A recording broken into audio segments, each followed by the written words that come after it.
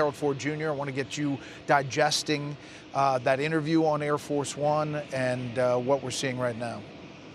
First, congrats. The most consequential interviews at the most important times you always get. I thought the president was himself. He laid out, in many ways, the culmination of the backdrop of where we are. Here's a president who campaigned on being able to end this war. I give him great grace. He said he could end it immediately. Here he is now, just less than 9 months into his administration. And we're about to, I believe, as General Keane said, here's something very positive. I think Senator Sullivan saying the same thing. I think the audience that will be most intent and most closely listening to this evening, Brett, will be the Ukrainians. They're obviously are not there tonight. Mr. Zelensky is there channeled through President Trump. And you have to think something positive, something meaningful. It's unclear to me, it's going to be said tonight, it's unclear to me if President Trump has been able to mute or lessen the ambitions of President Putin, who, as we all know, seeks to reestablish and reassert the geographic footprint that the USSR, the Soviet Union had back in my 20s, even before I got to Congress. So I'm hopeful this evening, largely because of what you said a few minutes ago. You have a young man up there practicing in Russian on one of those microphones. So hopefully this is something this evening that the Ukrainians accept and welcome and the world embraces in a mighty way. Yeah, I don't think anybody in the delegation from the U.S. is practicing the Russian, so I think that might be a sign. And they also still have two podiums up there. Trey Gowdy, your thoughts on this day, the interview, the moment?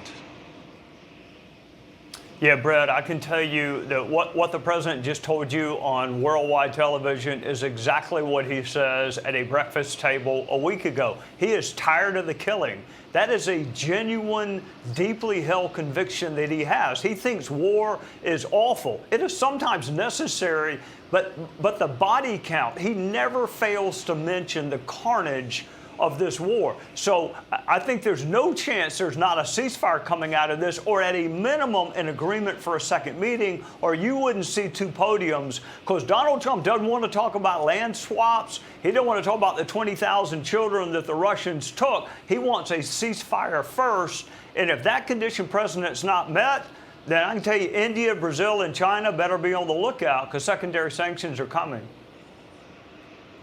Okay, we're just getting Russian wires saying that the Russians are characterizing the meetings as going, quote, very well. So we will hear from the leaders themselves.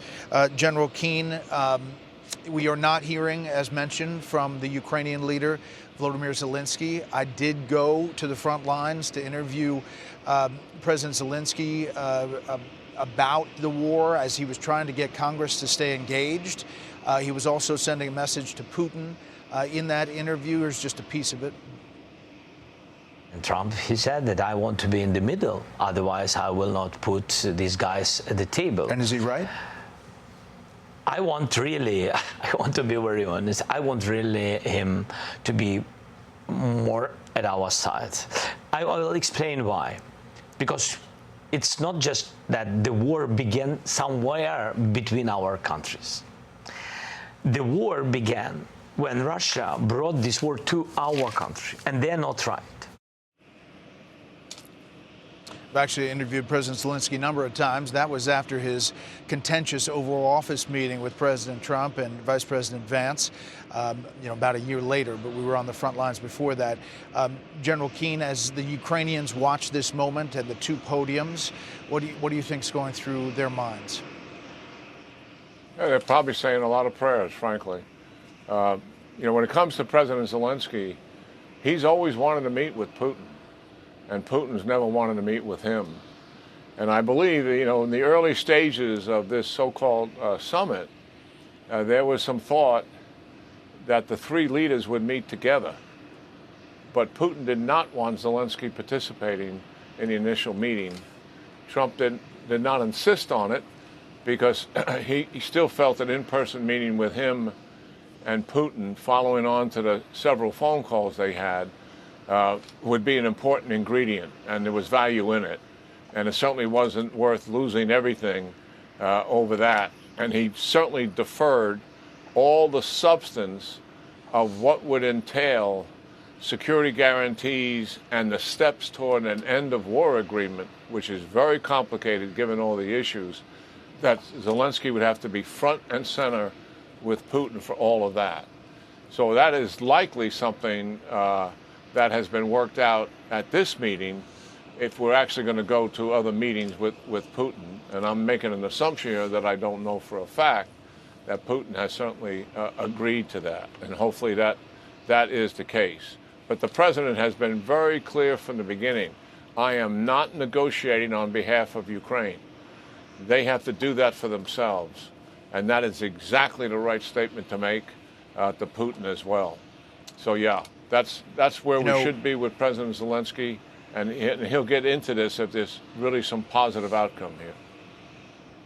Yeah, and, one of the things the president told me on Air Force One was part of the complication. Remember, in the campaign, he said, listen, I think I can solve this in 24 hours. And I confronted him about that in the interview. And he said it's complex, and he thought this was going to be fairly easy as far as the list of things and wars that he has helped bring an end to or a peace to. But he said the two leaders really hate each other, and that is physical. And back to the front lines, when I interviewed Vladimir Zelensky, he talked about that, and maybe that there should be regime change in Russia. Take a listen. When you think about Putin, you say you want to defeat him militarily. Do you think there's ever any chance of a regime change in Russia based on people there? I think, and it will be so, I think so that it's not only militarily him. When you push, his positions are weak. When you push on the battlefield, you will lose a lot of people and a lot of time, much time, the long war.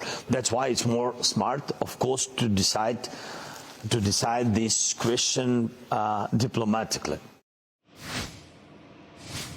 President Zelensky there, Senator Sullivan, there has been some thought on Capitol Hill that, maybe he's not the right guy, Zelensky, maybe there's corruption, we've got to stop funding, but Congress had continued to fund. Yes.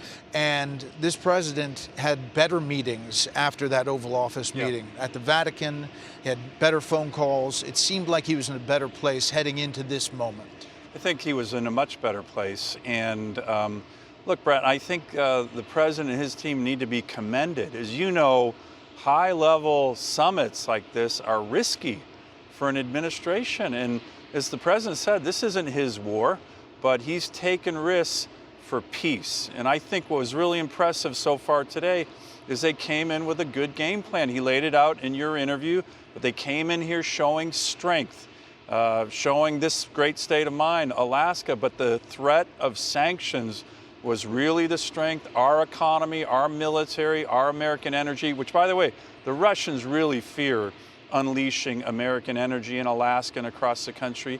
And then he said, hey, ceasefire is our threshold issue.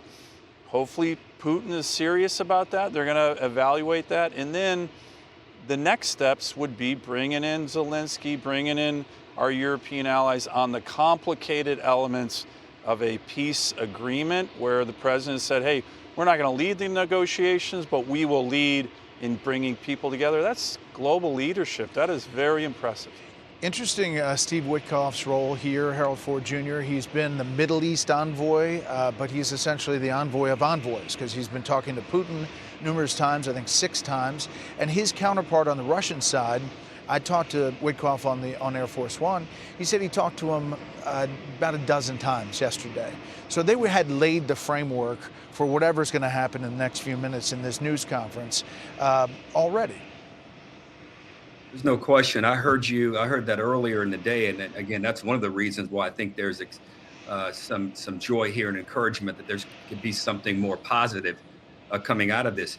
Brett, the last few days I've taken to rereading some Cold War books, and even your own 3 Days in Moscow, was reminded how long Putin has been a setter and an executor of foreign policy and national security policy in Russia.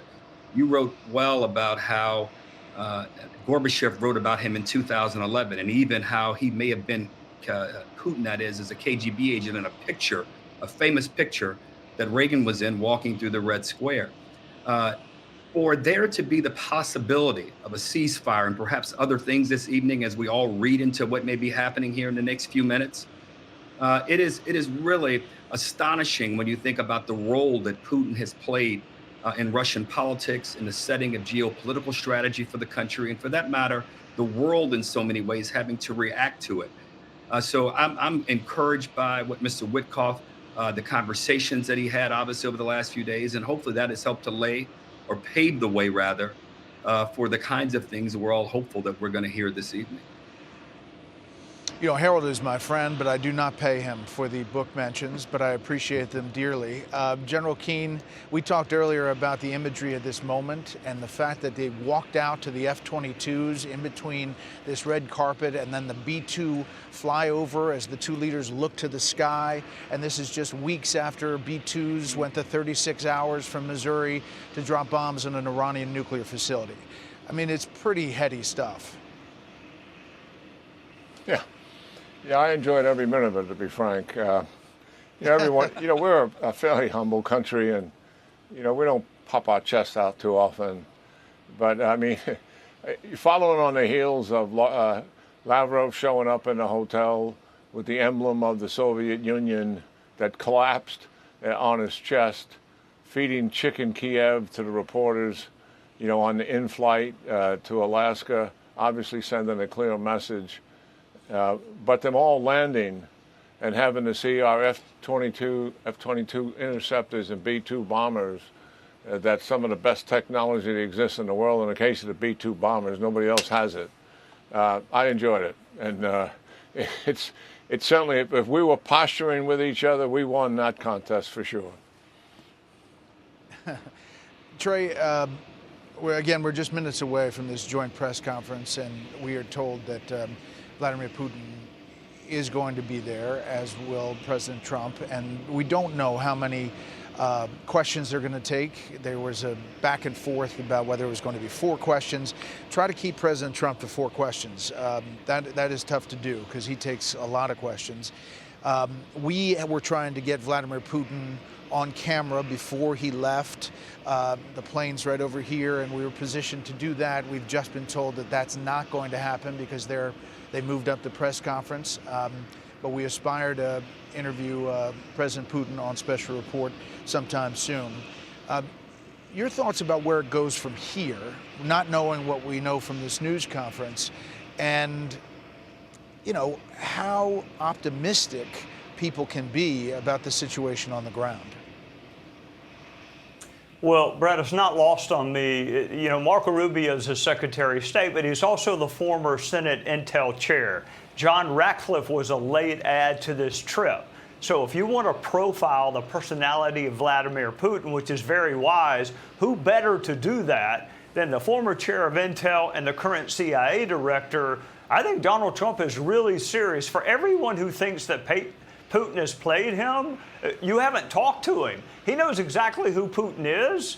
He says the right things publicly, but I don't think he trusts him privately. If there's not a ceasefire, woe be unto Russia and those that buy their energy, because Trump is sick of the carnage. And you can talk to him publicly or privately. He is tired of a generation of young Russian and Ukrainian men being killed. This is not his war. Biden started with that small incursion that he was okay with, but he likes the legacy of ending. You helped him list the 6 conflicts he's already ended. That's what he wants his legacy to be. He doesn't need Hillary Clinton to nominate him. He's got Alex Stubb next door in Finland that'll be willing to do it, and it'll be taken a lot more seriously. Yeah. Senator Sullivan, you mentioned energy. It's a big factor when you talk about Russia, not only on the tariff side and the other allies who buy Russian oil, but by our own production of oil and gas. And that's a big factor here in Alaska. Well, I think, Brett, I was in a meeting a number of years ago with a prominent Russian dissident, and he said the number one thing you can do to undermine the Putin regime is to produce more American energy. Whether in Alaska or Texas or North Dakota, this president is fully committed to that. Ironically, not ironically, as you know, the Biden administration, Obama administration, when they came up to Alaska, it was all about shutting us down. President Trump's about unleashing American energy. In that combination, and what the general was talking about earlier, look, I was right by Putin and the president when that flyover happened with the B-2s. And by the way, F-35 base, Alaskan F-35s here. I left them out of the list. They were there. They're doing a great job. By the way, we have over 100 fifth-generation fighters, F-22s and F-35s in Alaska. There's no place on the planet Earth that has that kind of fifth-gen combat fighter power right here. President Putin, when he went to the place where they were negotiated, went by about 25 more F-22s and F-35s. So they saw it, and it's the combination of the military, energy, our economy, and I will say, having that B-2 there after Operation Midnight Hammer, I got briefed by the young lieutenant colonels and majors who did that mission in Iran. Every American would be so proud of what our military has the capability to do. Putin saw that, Xi Jinping saw that. It's damn impressive. You know, everything comes through a prism of politics, Harold, and you know, Democrats, Republicans fighting for different things on Capitol Hill. When it comes to this, do you think it's a more bipartisan effort to look at what's happening today? I think this is one of those moments, and my great pal Trey Gowdy said that the president, if he's President Trump, would not need an endorsement or a nomination slip from Secretary Hillary Clinton. I think even her saying what she said is an indication, Brett, that this is something that every American, and certainly we have to talk about partisanship and bipartisanship in D.C., where you would find any member of Congress or member of the Senate, Democrat or Republican, who would not be supportive, as Senator Sullivan has eloquently said, an end to this effort and this war in Ukraine and Russia. And I think some of us who want the security guarantees and other things that go along with this, it'd be hard for a Democrat or Republican to be critical of this. And I think if anyone were to be, they would be so outside of the mainstream that they would risk ostracization from their own party. So I view this as, in the words of Washington, a true bipartisan moment if our anticipation turns out to be correct this evening. General Keane, as we mentioned, the Trump-Putin meeting lasted about 3 hours. Steve Witkoff, the envoy, Middle East and Russian in this case, has entered the room, we're told. We are getting word that President Trump was on the phone with the Ukrainian leader and European leaders. And he had said he wanted to call Zelensky right after this meeting was done and talk to Europe as well. We expect this joint news conference to happen in just a matter of moments. Minutes, we'll see what exactly that looks like. General Keane, the tough part, the devil will be in the details. If you get to this second meeting, as we expect is going to be announced here, it really will be, you know, who's giving up what. We talk a lot about what Ukraine's giving up, but what is Putin giving up in you know, the fact that he invaded another sovereign country? Yeah, certainly. Well, if he accepts the ceasefire, obviously the offensive that he is currently conducting is going to stop. The air bombing that he's doing to break the will of the Ukrainian people in supporting their government is going to stop. And it's going to put on hold what his strategic goal is.